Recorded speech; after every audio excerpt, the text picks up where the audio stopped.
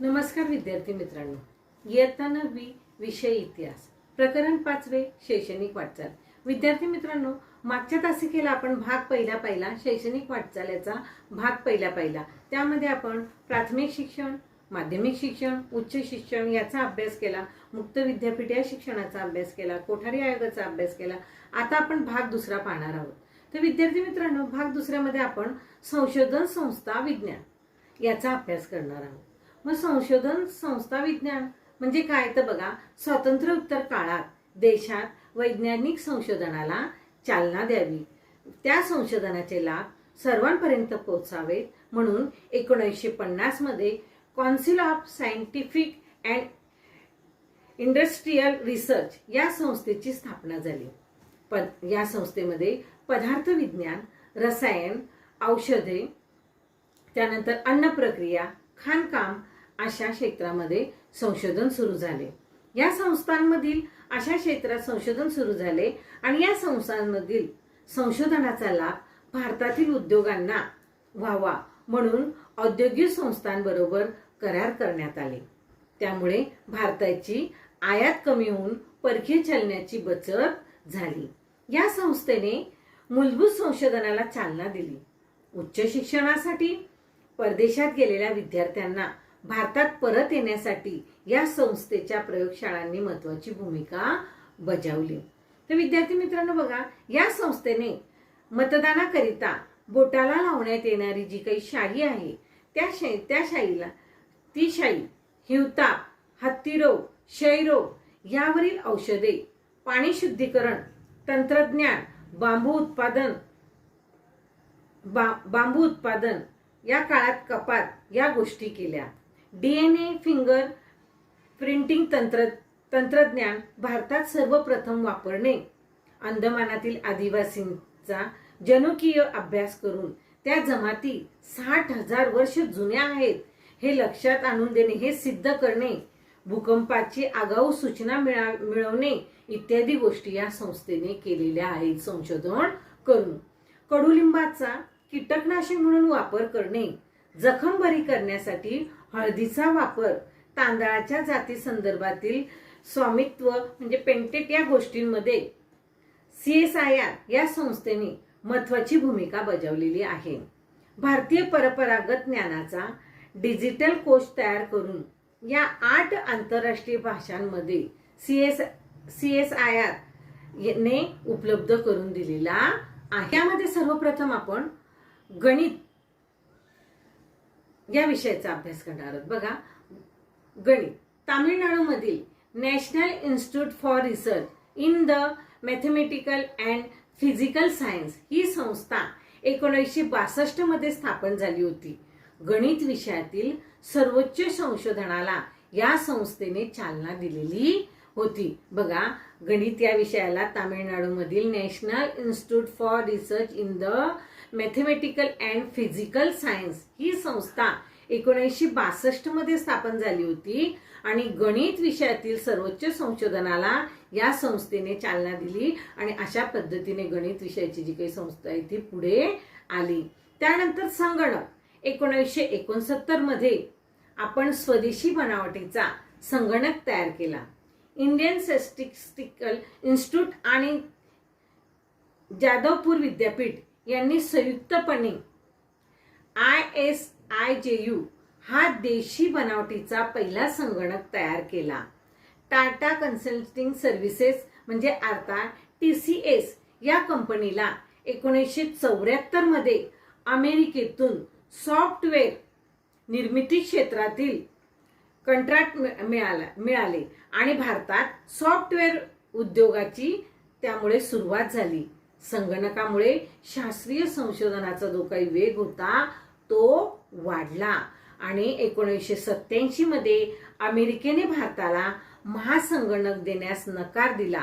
राजीव गांधी सरकारने स्वतःच महासंगणक विकसित करण्याचा मग निर्णय घेतला आणि 1988 मध्ये केंद्र सरकारने पुणे येथे centre for development of advance computing म्हणजे CDEC या संशोधन संस्थेची स्थापना केली आणि 1991 मध्ये डॉक्टर विजय भटकर यांच्या नेतृत्वाखाली परम 8000 म्हणजे परम 8000 हा महासंगणक तयार करण्यात आला. अशा पद्धतीने संगणक जो आहे तो कशा पद्धतीने त्याला कधी मान्यता मिळाली हे आपण पाहिलं. आता आपण भाभा ॲटॉमिक रिसर्च सेंटर म्हणजे BARC या संस्थेने nuclear physics, solid state physics, त्यानंतर spectroscopy, chemical and life science अशा विविध विषयांमध्ये मोलाचे संशोधन केले. अणुभट्टी निर्मितीसाठी शास्त्रज्ञांना प्रशिक्षण देण्यासाठी ट्रेनिंग स्कूल या भाभा ॲटॉमिक रिसर्च सेंटरने काढल्या आणि पुढे विद्यार्थ्यांना अभियांत्रिकी शिक्षण म्हणजे IIT मधून अभियांत्रिकी शिक्षणाला मग कशा पद्धतीने पुढे सुरुवात झाली तर बघा, IIT 1951 मध्ये पश्चिम बंगालमधील खरगपूर येथे भारतातील पहिली इंडियन इन्स्टिट्यूट ऑफ टेक्नॉलॉजी म्हणजे IIT या संस्थेची स्थापना करण्यात आली. भारतात अभियांत्रिकीच्या सर्व शाखांमधील उच्च प्रगत शिक्षण उपलब्ध होऊन देशाची गरज भागवणे हा या संस्थेचा मुख्य उद्देश होता. मुंबई येथील पवई येथे बघा अशी IITची एक संस्था आहे. मुंबई येथील पवई येथे पवई इन्स्टिट्यूट म्हणून ती ओळखली जाते. त्यानंतर चेन्नई, कानपूर, नंतर नवी दिल्ली येथील अभियांत्रिकी महाविद्यालयाचे IIT मध्ये रूपांतर करण्यात आले. या संस्थांच्या उभारणीकरिता सोव्हिएत युनियन, अमेरिका, जर्मनी आणि युनेस्को यांनी मदत केलेली आहे. भारतातील IIT मध्ये या संस्थेला स्वायत्त विद्यापीठाचा दर्जा देऊन BTech व MTech अभ्यासक्रम सुरू करण्यात आले. प्रवेश परीक्षेद्वारे प्रवेश आणि माफक शुल्क व विद्यार्थ्यांसाठी आरक्षण हे IIT या संस्थेचे एक वैशिष्ट्य आहे. 1970 ते 80च्या दशकात या संस्थेतील विद्यार्थी मोठ्या प्रमाणात परदेशी जाऊ लागले आणि यामुळे ब्रेन ड्रेनची समस्या म्हणजे उच्च शिक्षित विद्यार्थी कायमस्वरूपी परदेशात जाणे त्यामुळे निर्माण झाले आणि 1990 नंतर मात्र ही परिस्थिती हळूहळू बदलली आणि 1994 मध्ये गुवाहाटी, आसाम, 2001 मध्ये रुर्की येथे IIT या संस्थेची स्थापना करण्यात आली आणि त्यामुळे विद्यार्थी हळूहळू परदेशात न जाता आपल्याकडेच या IITचं शिक्षण घेऊ लागले. आता पुढे पाहूया Indian institute of management IIM. तर बघा IIT मधून उच्च दर्जाचे अभियंते तयार होऊन लागल्यानंतर कुशल दर्जाचे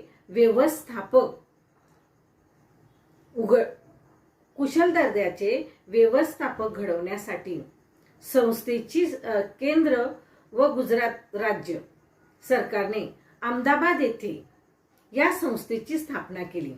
अमेरिकेच्या हार्वर्ड बिझनेस स्कूल या संस्थेने वरील संस्थांच्या उभारणीमध्ये मदत केली.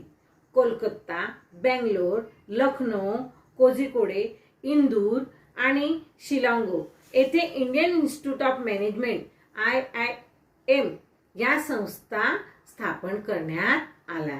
आता विद्यार्थी मित्रांनो, तुम्हाला माहित आहे का, film and television institute of India या संस्थेत चित्रपट निर्मिती संदर्भातील कोणत्याही पैलूबाबत पद्धतशीर शिक्षण मिळते.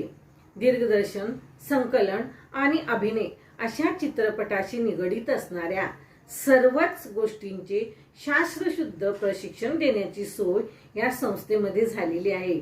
पुण्यातील प्रभात फिल्म कंपनीचा वारसा या संस्थेला मिळाला आणि संस्था जगभर विख्यात झाली.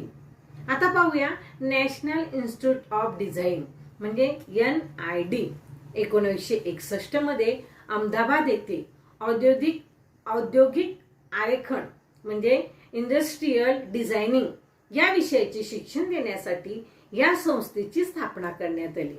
या संस्थेने 1963-64 मध्ये बेसिक डिझाईन, ग्राफिक डिझाईन, वस्तूंचे डिझाईन, व्हिज्युअल कम्युनिकेशन असे अभ्यासक्रम सुरू केले आणि या संस्थेने आकाशवाणी संच म्हणजे ट्रान्झिस्टर, गणक यंत्र, कॅल्क्युलेटर या वस्तूंचे आरेखन, डिझाईन, इंडियन एअरलाइन्स व स्टेट बँक यांची बोधचिन्हे तयार करणे ही कामे या संस्थेने केली. नॅशनल इन्स्टिट्यूट ऑफ डिझाईन या NID या संस्थेने केली.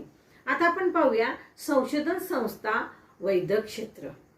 बघा, स्वातंत्र्योत्तर कालखंडामध्ये वैद्यकीय क्षेत्रातील संशोधनासाठी 1949 मध्ये भारतीय वैद्यकीय अनुसंधान परिषदेची म्हणजे ICMR या संस्थेची स्थापना झाली आणि भारतीय वैद्यकीय अनुसंधान परिषद याची स्थापना झाली.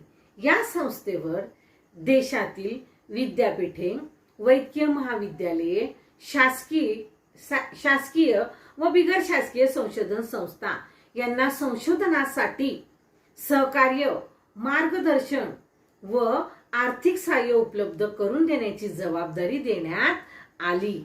विविध रोगांवर संशोधन करणारी 16 केंद्र देशभरामध्ये सुरू करण्यात आली. या संस्थेच्या संशोधनामुळे क्षयरोग व कुष्ठरोगावर नियंत्रण मिळवणे शक्य झाले की जे पूर्वीच्या काळामध्ये क्षयरोग व कुष्ठरोग याला महाभयंकर रोग समजला जायचा. या संस्थेमुळेच या रोगांवर नियंत्रण म्हणजे औषधोपचार सुरू झाले. याच क्षेत्रातील प्रगत वैद्यकीय शिक्षण व संशोधनाला चालना देण्यासाठी all India institute of medical science म्हणजे ज्याला एम्स असे म्हणून ओळखले जाते या संस्थेची स्थापना झाली. या संस्थेवर वैद्यकशास्त्राच्या पदवी व पदव्युत्तर अभ्यासक्रमाच्या शिक्षणाची जबाबदारी टाकली गेली.